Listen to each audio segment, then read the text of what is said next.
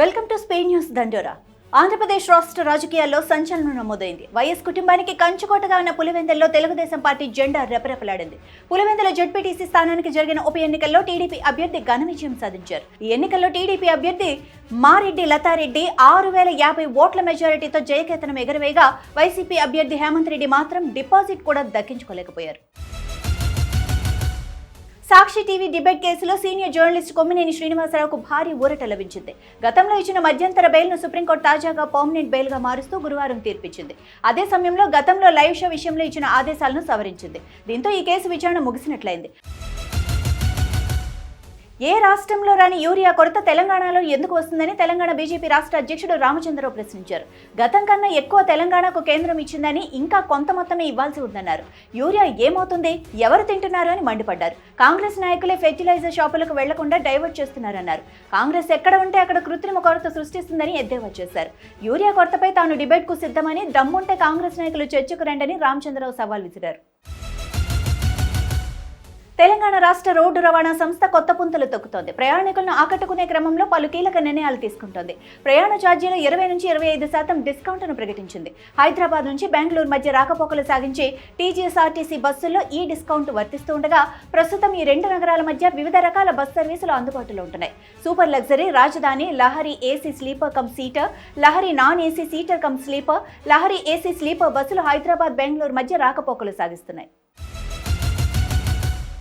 AP మంత్రి నారా లోకేష్ భార్య నారా బ్రహ్మణి తన భర్త నియోజకవర్గం అయిన మంగళగిరిని సందర్శించారు. తన పర్యటన సందర్భంగా బ్రహ్మణి కొత్త చీర డిజైన్లను అన్వేషించి డిజైనర్లతో సాధ్యమయ్యే మెరుగుదలను చర్చించారు. ఆ తర్వాత ఆమె కాజాలోని ఒక శిక్షణా కేంద్రాన్ని సందర్శించి అక్కడ కుట్టుపని నేర్చుకునే మహిళలతో సంభాషించారు. తర్వాత ఆమె పిల్లల కోసం ప్రత్యేకంగా నిర్మించిన పార్కులో సమయం గడిపారు. ఊయలలో ఆడుతూ ఆస్వాదిస్తూ కనిపించారు.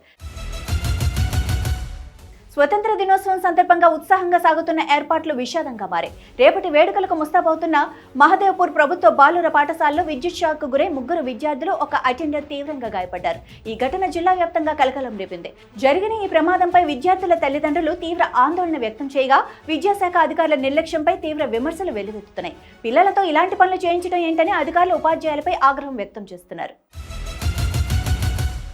దేశవ్యాప్తంగా పలు ప్రాంతాల్లో ఓటర్ల జాబితాల అవకతవకలు జరిగాయంటూ రాహుల్ సహా విపక్ష పార్టీలు చేస్తున్న ప్రచారంపై కేంద్ర ఎన్నికల సంఘం మరోసారి తీవ్రంగా స్పందించింది.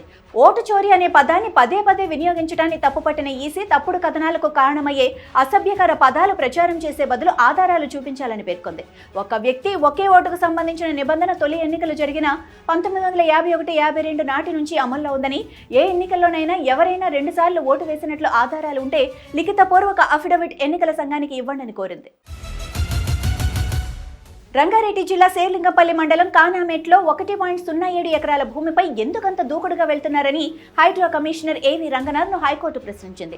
తదుపరి ఆదేశాలు ఇచ్చే వరకు స్టేటస్ కో ఆదేశాలు పాటించాలని చెప్పినా వెనుకపోవడంపై ఆగ్రహం వ్యక్తం చేసింది. ఇది కోర్టు ధిక్కరణ కిందకే వస్తుందని, కొందరు దీన్ని వాడుకొని ప్రజాధనాన్ని వృధా చేస్తున్నారని పేర్కొంది.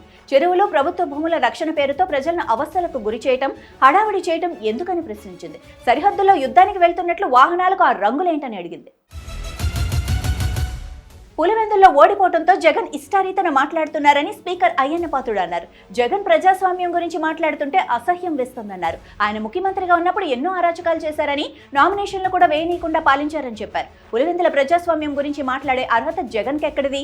ముఖ్యమంత్రి చంద్రబాబుపై జగన్ వ్యాఖ్యలు బాధాకరమని, ప్రజాస్వామ్యవాదులంతా ఆ వ్యాఖ్యలను ఖండించాలని కోరారు. సెప్టెంబర్ 17 లేదా 18 నుంచి అసెంబ్లీ సమావేశాలు ఉంటాయని, జగన్ వైసీపీ నేతలు ఇకనైనా అసెంబ్లీకి రావాలని అన్నారు. Illegal betting app Pari match కేసులో హైదరాబాద్ సహా దేశవ్యాప్తంగా ఈడీ 17 చోట్ల సోదాలు చేపట్టింది. హైదరాబాద్తో పాటు ముంబై, సూరత్, ఢిల్లీ, నోయిడా, జైపూర్, మదురై, కాన్పూర్లలోనూ సోదాలు జరిగాయి. ఈ సందర్భంగా పలు బ్యాంకు ఖాతాల్లోని 110 కోట్లు ఫ్రీజ్ చేసినట్లు ఈడీ అధికారులు తెలియజేశారు. డిజిటల్ డాక్యుమెంట్లు, మ్యూల్ ఖాతాల డెబిట్ కార్డులు, డిజిటల్ పరికరాలను సైతం స్వాధీనం చేసుకున్నామన్నారు.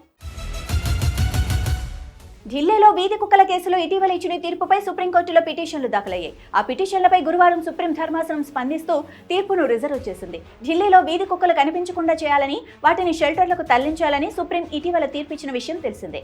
ఈ తీర్పును ఖండిస్తూ పలు పిటిషన్లు దాఖలయ్యాయి. గత ఆదేశాలపై ఈవేళ ధర్మాసనం స్టే ఇవ్వలేదు, కానీ తీర్పును రిజర్వ్ చేస్తున్నట్లు చెప్పింది.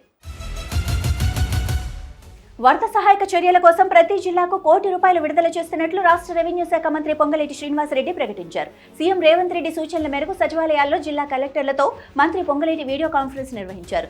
సహాయక చర్యల కోసం ప్రతి జిల్లాకు ₹1 కోటి విడుదల చేసినట్లు తెలిపారు. ఎలాంటి ప్రాణ నష్టం, ఆస్తి నష్టం జరగకుండా ముందస్తు చర్యలు చేపట్టాలని, సెలవులో ఉన్న అధికారులు, సిబ్బంది సెలవులను రద్దు చేసుకుని వెనక్కు పంపించాలని, వర్షాల పట్ల కలెక్టర్లు అప్రమత్తంగా ఉండాలని ఆదేశించారు. ఇవి ఇప్పటివరకు ఉన్న స్పెయిన్ న్యూస్ దండోరా. చూస్తూనే ఉండండి అభినవ్ భారత్.